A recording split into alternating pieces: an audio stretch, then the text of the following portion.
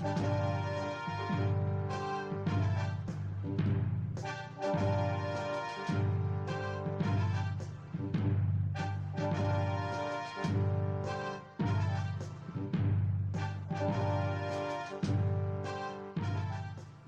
me hearties, and thanks for joining me for our second excursion into the Age of Sail. Now, last time you might remember I was looking through my fleet packs that I received from Navwar and just having an initial look at some of the figures, or in fact really just one of the figures, because an issue I said was I've got, I don't know, maybe 20 ships here or something. If I undo all of these little packets and take all the bits out, I know what's going to happen. I'm going to get a phone call or something, I go away for 5 minutes, I come back and I think, oh right, so what bit went with what bit? So, I had an idea. I've recently bought some big boxes for storing all my 28mm figures. I'll do a piece on that at some time because figure storage is an important thing, right? And what I had been keeping them in was one of these little sort of, I guess it's like a sort of chest you'd call it or something, for keeping little things in. So for craft work you might keep bits and pieces in there. In fact my wife has something very similar for all her craft stuff. So that's what I was keeping my 28mm in, and I thought, well, look at this, wouldn't this be ideal? Each of these figures, you've got the name on the card there, Le Superbe, and in each bag you get some details of the ship, the history of it, how many guns it's got and so on. So I thought, isn't this an easy thing to do? When I unbox, I'll put the reference sheet in there, and then my ship I can put in with all the masts and other bits and pieces, and that just keeps everything in one place all together. So all I have to do then is just put them in my chest, sort of treasure chest I suppose. I don't know if I've gone on pirate, all the lead ships would have been very anti-pirate I imagine, but anyway. So I can put them all in there and then I can store them until they're ready for painting or until I base them up and everything else. Now basing up is what we're talking about today. Well, basing up and cleaning up. If I just bring the Superbe back out. So as I said, these are Navwar, they're 1/1200 scale, and something I had to think of is how am I going to prepare these, what is the sort of sequence I'm going to use for getting these ready for tabletop use. Of course I want to put them on a base. Well, for one thing, most of the time if you've got figures or vehicles or tanks or anything, you want to base it because you don't want people picking it up like this. Even more so with these ships because they're going to have the masts, they're going to have some sort of rigging as well, which I'll be talking about in a future episode. So they're going to be fairly delicate, and with the best will in the world, someone picks it up a bit rough or at the wrong angle and the mast is bent, and there we go, all that work down the drain. So it makes sense, like I did with my old ones, which have suffered the ravages of time, just to base them up. So two things. One, here not only do we get a nice sturdy base with which to pick the model up, and also it's easy to push around a table, but I didn't do it on these ones back in the day. But what I'm going to do this time is put the name of the ship on a base and maybe a reference number as well. I might even put something on the top of the base, just a little number in the corner. So as far as sequencing goes, I thought the first thing to do would to be give each model a clean up. To be honest, there's not really a lot of clean up involved. I'm probably going to drill the mast holes a little deeper perhaps, just to make sure we can sit those masts in very firmly. But there's some nice detail on these. There's not really any flash or very minimal flash. So the next question then, once we've got our model cleaned up, is what are we going to use to base it? I thought I'd base the ships before painting. So we're going to prepare a base, we're going to put a bit of texture on it to get that ocean effect. And the thing is, that makes it much easier to handle the model. Again, if I need to nudge it around, if I'm spraying and undercoating, I can just nudge the model around. I don't have to physically pick it up. But the question is, what do we use to base them? It looks like on these I've used sort of thick card. Yeah, I mean that's quite strong. It looks like maybe it's 2 layers of card stuck together or something. So again, these would have been done back in the sort of early 80s, I guess. So I had a look around for some similar things because I thought card is alright, but it might get a little bit, you know, with a lot of use, could get a bit dog-eared. For a lot of my figures and terrain, I've been using carpet tiles that are self-adhesive on one side. So they're a few mil thick or a couple of mil thick. You turn them over, you cut your base out or whatever it is, and because they've got that sticky on one side, well, you can still glue stuff on, but that adhesion is pretty good just to put your figures straight on. So they're good for figures. I thought maybe they're a bit thin for the ships. So I had a look in my cupboard, I had a delve in the cupboard, and I found some foam board. So this is 3mm foam board. This I think I just bought on eBay or maybe Amazon, whatever online retailer you choose from, or if you're lucky enough to have a good model or craft shop close to you, of course. And these come out like this. So yeah, a few mil thick and quite sturdy. They look like they should be able to take paint okay, so this is going to be my material for bases. What I'll go through now then is cleaning up 1 or 2 of these figures, cutting out the bases, what sort of size we're going to use and that kind of stuff, putting some texture on the base, and then sticking the model to the base, ready for the next stage. Our first step then is to see if these models need any cleaning up. I'm going to just work with Le Superbe today. I'll just go through the cleanup and basing of this one, and then of course I'm going to repeat that with all the others, which is going to take some time. So bear with me, it might be a week or so before I get all these done.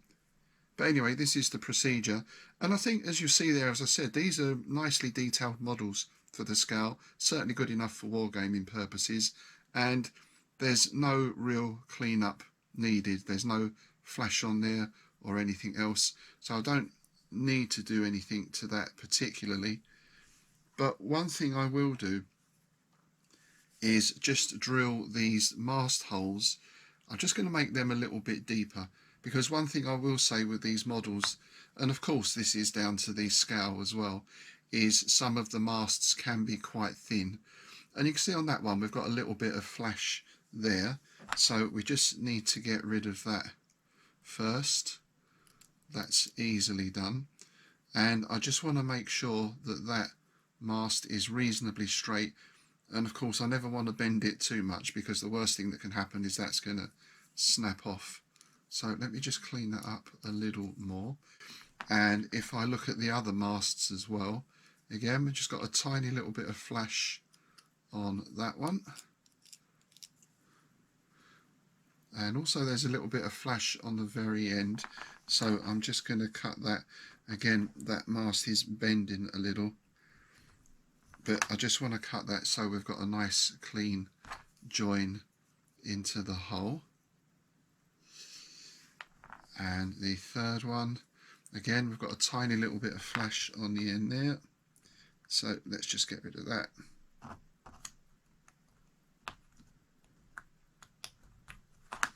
There we go.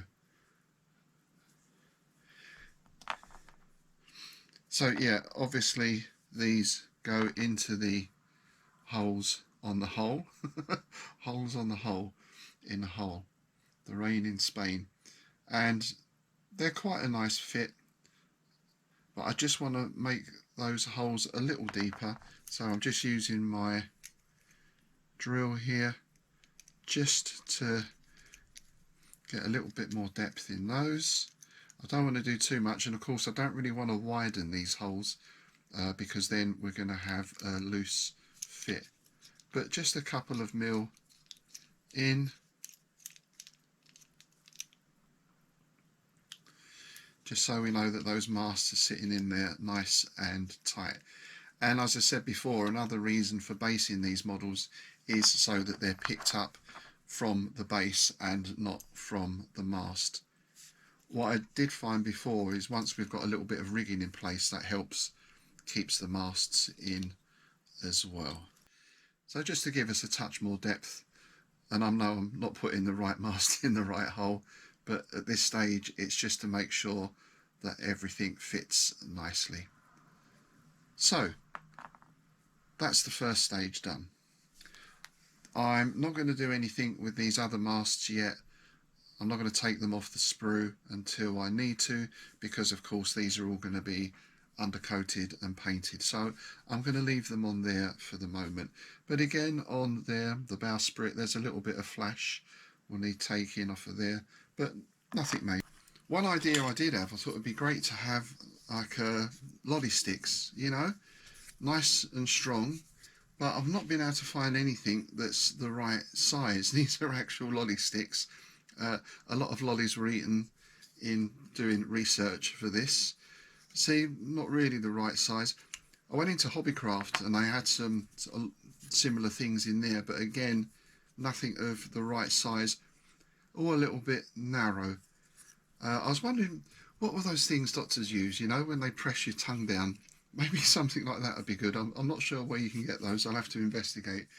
Anyway, I put the lolly stick idea to one side, and I'm going to use these sheets of foam board that I bought a while ago for another project actually, but 3mm, they're a nice thickness, they're easy to get hold of online. So it looks like for my old ones I use the same width. I think there's a couple of smaller ships that are slightly narrower, but I'm going to keep everything the same width just to make life easy. Of course, I'm going to vary the length a little bit according to the size of the ship. So the first thing to do is just to mark that out, that width. Tesco's are having a big sale on stationery this week when I went in, so I bought about 4 rulers and 8 notebooks and some pens. You can never have enough stationery.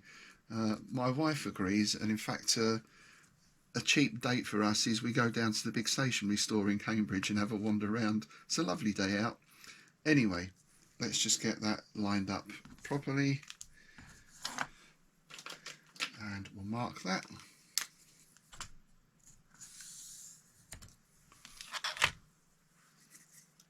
As I say, I'm just going to do the one today just so you can see how this works, but of course I'll be doing this for all of the ships in my fleets. So let's just cut this.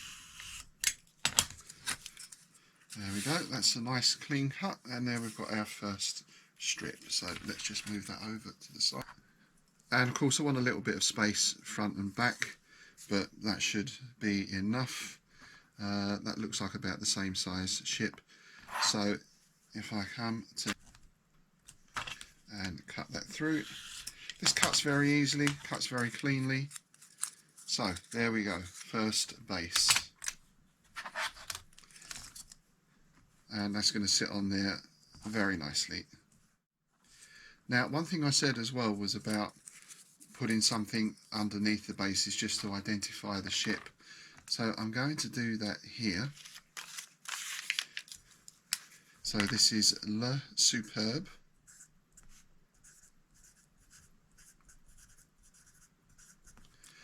And it's 74 guns, so I'm going to put 74G. I'm also going to give each of these a number. So it's French, it's the first one I'm doing, so I'm going to put F1 on there, and then F1 on my sheet. And I'll probably also leave a little bit on the top where I'll just, in fact, I'll put that in just now to remind me, F1 just in the corner. So we've got an identifier on top of the base as well. This is using my new macro lens, by the way. I think I mentioned this on one of my other episodes. The GoPro is a very good lens for capturing mid-distance and of course for sport and activity and everything else, but it's not very good for real close-up, whereas this macro lens captures all the nice detail close up. So I don't know how far that goes out. It might be a little bit blurry here, but I'll keep everything in this area. Now that might look a little bit thick at the moment, but that's great because it needs to be strong, and of course once we've got all the masts and everything on, that model is going to be quite high, so that should be perfect for pushing around. So that's the base, but that looks quite flat and boring. As you can see, last time I painted the sea on, there's no texture on that, but I thought it'd be nice to have a little bit of texture on these bases as well. So that's the next step. For my material, I'm just using some standard filler, so it can be like acrylic filler or polyfiller, that kind of stuff. Cheap and cheerful, and of course it's useful for a whole range of things. I'll also have some water to hand, just to smooth things out, and if I want to clean my fingers. And where there's water, there's always kitchen towel, because I'm bound to spill something, so I can mop it up very quickly. I'm using these, a set of wax carvers that I got some time ago. I was doing a little bit of sort of sculpting figure work and conversions with Milliput and some other things, and these I found were very good tools for working with that. In fact, let me just clean the end of that off there. So that's what I'm going to use here. Just wet that, and we'll get some of the filler on there and just spread that in. I've got my F1 at the back, so I know which way the ship is going, so I know which way the waves and the wake need to be going as well. So first of all, I'm just going to put on a fairly sort of smooth layer of that, not too thick. So this is really just to give some texture rather than, you know, I'm not trying to recreate a diorama here or anything like that.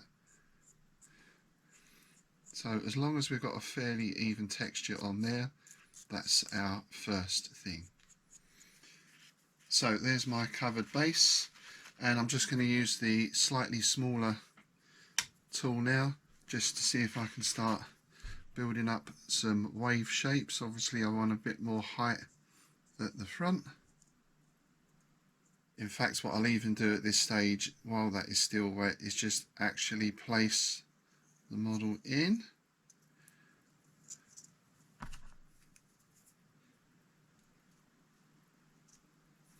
Just so that gives me a shape to work with. So as that's firming up, I'm just going to start adding a little more texture in. Really just something that when I paint it, it's going to pick up the highlights and just give it some depth.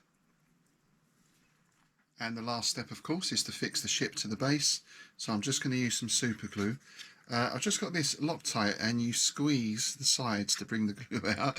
Just be careful, don't squeeze it too hard because it shoots out all over the place. So I'm just going to squeeze this very carefully this time. As you can see, I've got glue all over the place. So there we go, that's better. And then I'll sit that on the base, give it a little pressure, and there, that is now fixed in place. Let's close this up before I cause any more accidents. So I'm still going to work on this a little bit. As I say, this polyfiller is quite old and runny, so I'm just going to let this firm up a little more, and I'll still keep working on that. But that gives us our procedure for basing the ships. There we go, that's better, that's starting to firm up now, so those little waves will be staying in place. So that's it for today. I hope you can join me next time when I shall have all these ready for painting. In the meantime, as always, please like, share and subscribe, and I'll see you next time.